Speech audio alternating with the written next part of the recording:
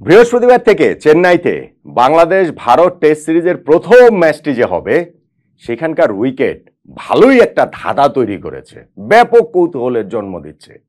চেন্নাইয়ের উইকেট কি লাল মাটির হবে নাকি কালো মাটির হবে, মানে কোন উইকেটটাতে খেলা হবে? উইকেট কি স্পিন সহায়ক হবে নাকি পেস সহায়ক হবে? একাদশে কি থার্ড সিমার নেওয়া হবে নাকি থার্ড স্পিনার নেওয়া হবে? ভারত কি শুধুমাত্র বাংলাদেশের বিপক্ষে এই টেস্ট ম্যাচটাতেই কনসেন্ট্রেট করবে নাকি তাদের এই দীর্ঘ ক্রিকেট সিজনটাকে মাথায় রেখে নিউজিল্যান্ডের বিপক্ষে সিরিজ রয়েছে সামনে, আরো বেশি করে অস্ট্রেলিয়ায় গিয়ে যে তাদের অস্ট্রেলিয়ার বিপক্ষে খেলবে বর্ডার গাভাস্কার সিরিজ ট্রফির জন্য আর কি, সেই সিরিজটার দিকে আসলে কনসেন্ট্রেট করে তারা ওই রকম উইকেট চাইবে হোম টিম হিসেবে? এরকম নানান প্রশ্ন, নানান কৌতূহল। শেষ পর্যন্ত গিয়ে চেন্নাই টেস্টের উইকেটটা কিরকম হতে পারে ম্যাচের রেজাল্ট নির্ধারণেও বা একাদশ সাজানোতেও সেটা কিরকম ভাবে প্রভাব রাখতে পারে, চলুন সেটা আমরা একটু বুঝে দেখার চেষ্টা করি। বিষয়টা খুব সিম্পল। এখানে হচ্ছে গিয়ে দুই রকম উইকেট রয়েছে চেন্নাইতে, 9টা উইকেট রয়েছে।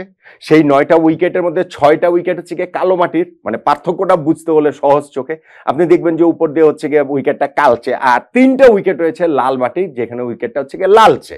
এখন এই লাল মাটির 3টা উইকেট কিন্তু চেন্নাইয়ের ন্যাচারাল উইকেট ওই কালো মাটির উইকেট, আর লাল মাটির উইকেট 3টার মাটিগুলোই আনা হয়েছে মুম্বাই থেকে, এবং সেই জায়গাটা থেকে দুই রকম উইকেটের বিহেভিয়ারে সিগনিফিকেন্টলি পার্থক্য রয়েছে। এবং সেই পার্থক্যটা বুঝতে হলে আমাদেরকে আবার যদি আমরা ফেরত যাই এই মাটিতে, লাল মাটিতে সর্বশেষ টেস্ট এবং কালো মাটিতে সর্বশেষ টেস্ট, একই টেস্ট সিরিজের পরপর দুটো টেস্ট হয়েছিল 2021 সালে ভারত ইংল্যান্ড টেস্ট সিরিজের। সেখানে কি হয়েছিল?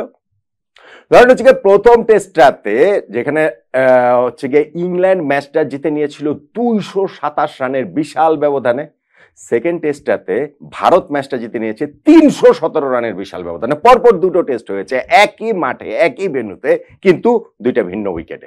প্রথম টেস্ট হয়েছিল লাল মাটির উইকেটে, সেকেন্ড টেস্ট হয়েছিল কালো মাটির উইকেটে। লাল মাটির উইকেটে প্রথম 3 দিন উইকেট ছিল একেবারেই নিষ্প্রাণ, সেইখানটাতে হচ্ছে গিয়ে স্পিনাররা মোটেই কিছুই করতে পারেননি।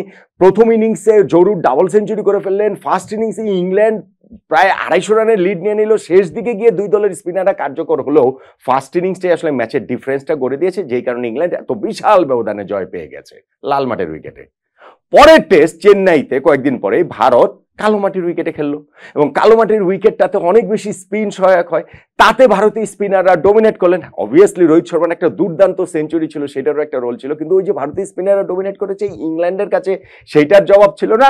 ভারত ম্যাচটি 317 রানে জিতে নিল।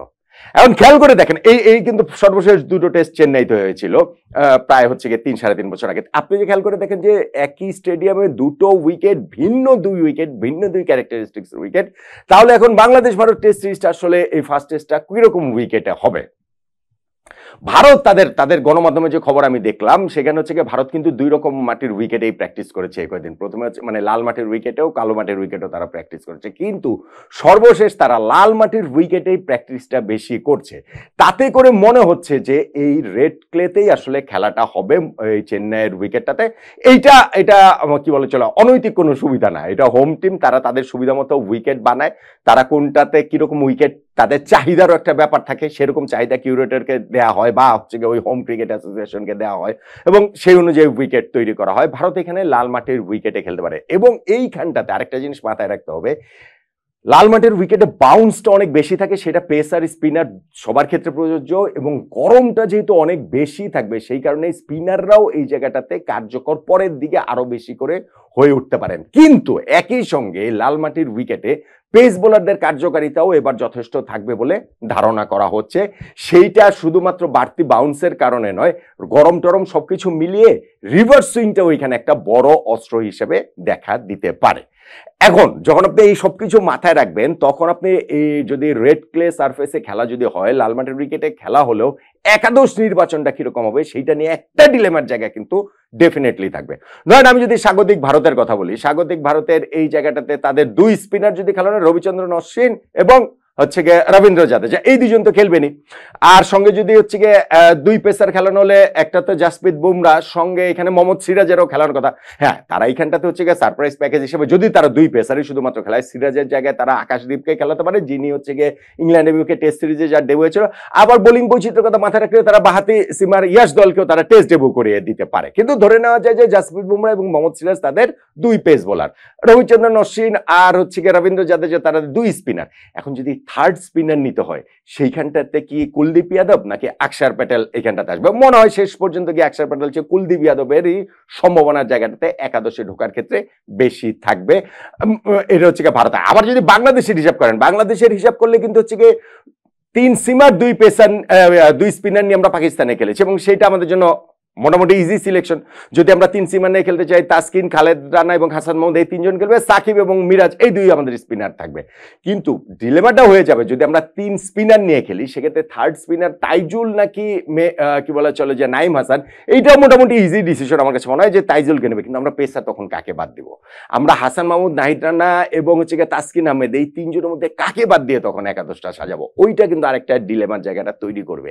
কিন্তু সেটা সেকেন্ড ডিলেমা। ফার্স্ট ডিলেমা হচ্ছে কি যে একাদশটা আমরা কিভাবে সাজাবো? এটা কি স্পিনারদের উপরে বেশি নির্ভর করে ওরকম একাদশ সাজাবো, নাকি পেসারদের উপরে একটু বেশি নির্ভর করে ওরকম একাদশ ওইভাবে হচ্ছে গিয়ে উইকেট হেল্প করবে সেভাবে একাদশ সাজাবো? দীনেশ কার্তিক, যিনি হচ্ছে গিয়ে হালফিলিত কমেন্টেটর হিসেবে বেশ নামডাক করে ফেলছেন, তার ক্রিকেটেও ব্রেইনটাকে অনেক বেশি সমীহ করা হয় এবং তিনি কিন্তু ওই কি বলে চলে চেন্নাইয়ের সন্তান। তিনি বলছেন যে এবারের উইকেটটা অনেক বেশি হচ্ছে গিয়ে কিছুটা, অনেক বেশি তো না, কিছুটা হচ্ছে পেস সহায়ক হতে পারে।